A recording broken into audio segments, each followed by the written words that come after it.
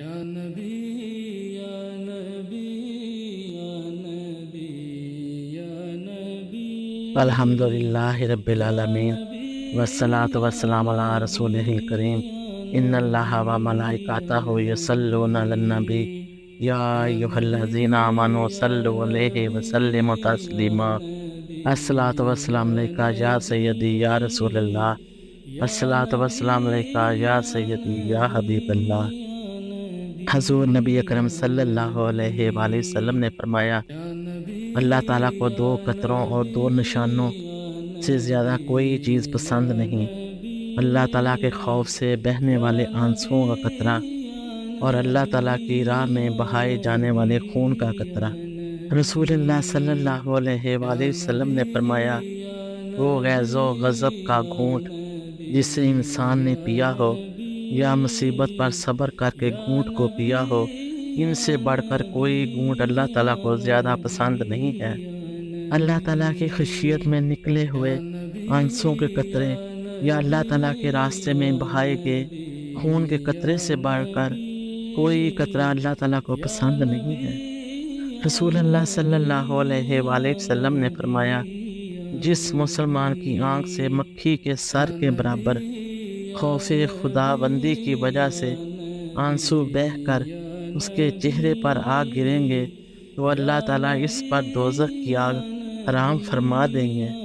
اللہ تبارک و تعالیٰ نے فرمایا، مجھے اپنی عزت کی قسم، میں اپنے بندے پر دو خوف اور دو امن اکٹھے نہیں کروں گا۔ اگر وہ مجھ سے دنیا میں خوف رکھے گا تو میں اسے قیامت کے روز امن میں رکھوں گا، اور اگر وہ مجھ سے دنیا میں بے خوف رہا تو میں اسے قیامت کے روز خوف میں مبتلا کر دوں گا۔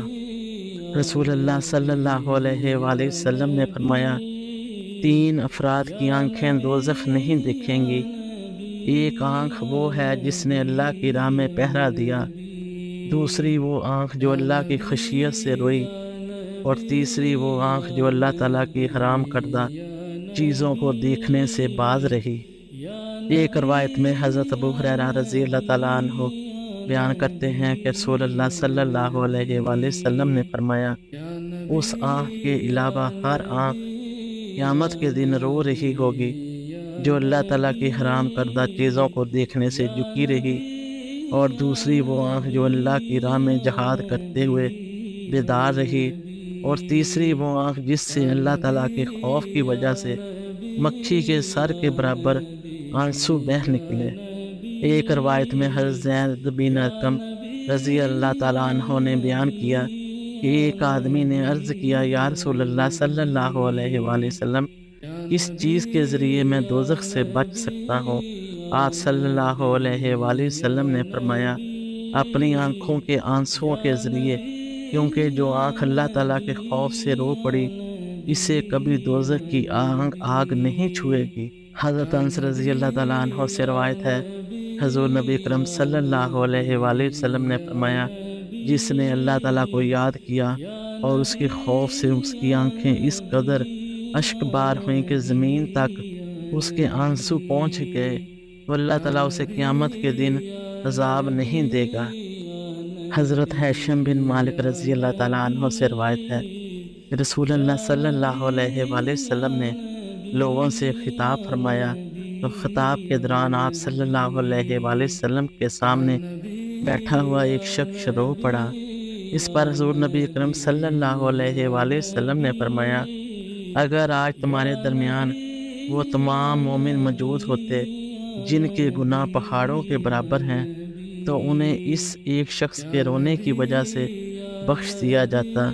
اور یہ اس وجہ سے ہے کہ فرشتے بھی اس کے ساتھ رو رہے ہیں اور عرض کر رہے ہیں، اے اللہ، نہ رونے والوں کے حق میں رونے والوں کی بھی شفاعت قبول فرما۔ حضرت سالم بن عبداللہ رضی اللہ تعالیٰ عنہ فرماتے ہیں کہ رسول اللہ صلی اللہ علیہ وآلہ وسلم کی مبارک دعاؤں میں سے ایک دعا یہ بھی تھی کہ اے اللہ، مجھے ایسی آنکھیں عطا فرما جو برسنے والی ہوں اور بہتے آنسوؤں کے ساتھ روئیں، اور تیرے عذاب و عطاب سے خوف زدہ ہوں، اس سے قبر کے آنسو خون بن جائیں، یعنی آخرت کا عذاب اور خوف دل میں پیدا ہو جائے، تاکہ آنکھیں آنسوؤں کے ذریعے اس آگ کو بجھا سکیں۔ حضرت مطرف رضی اللہ تعالیٰ عنہ سے روایت ہے کہ میں حضور نبی اکرم صلی اللہ علیہ وآلہ وسلم کی خدمت اقدس میں حاضر ہوا اور آپ صلی اللہ علیہ وآلہ وسلم نماز پڑھ رہے تھے اور خوف الہی سے رونے کی وجہ سے آپ صلی اللہ علیہ وآلہ وسلم کے سینے سے ہنڈیا کے ابلنے کی طرح آواز آتی تھی۔ ایک اور روایت میں حضرت عبداللہ بن شقیق رضی اللہ تعالیٰ عنہ بیان کرتے ہیں، میں نے آقا حضور صلی اللہ علیہ وآلہ وسلم کو نماز میں دیکھا۔ آپ صلی اللہ علیہ وآلہ وسلم کے سینہ اقدس سے رونے کی آواز اس طرح نکل رہی تھی جیسے چکی کی آواز ہوتی ہے، اور آپ صلی اللہ علیہ وآلہ وسلم کے سینہ اقدس میں رونے کی وجہ سے ایسا جوش اور ابال محسوس ہوتا تھا جیسے ہنڈیا چولہے پر ابل رہی ہو۔ پھر رسول اللہ صلی اللہ علیہ وآلہ وسلم نے اپنے دست مبارک بلند کیے اور دعا فرمائی، اے اللہ میری امت۔ پھر آپ صلی اللہ علیہ وآلہ وسلم روتے رہے تو اللہ تعالیٰ نے فرمایا، اے جبرائیل علیہ السلام، محمد صلی اللہ علیہ وآلہ وسلم کے پاس جاؤ اور ان سے کہو کہ آپ کی امت کی بخشش کے معاملے میں ہم آپ کو راضی کر دیں گے اور آپ کو رنجیدہ خاطر نہیں کریں گے۔ رسول اللہ صلی اللہ علیہ وآلہ وسلم کی خدمت میں حاضر ہوئے اور آپ صلی اللہ علیہ وآلہ وسلم سے معلوم کر کے اللہ تعالیٰ کو خبر دی، حالانکہ اللہ تعالیٰ خوب جانتے ہیں۔ تو اللہ تعالیٰ نے حضرت جبرائیل علیہ السلام سے فرمایا، اے جبرائیل علیہ السلام، محمد صلی اللہ علیہ وآلہ وسلم کے پاس جاؤ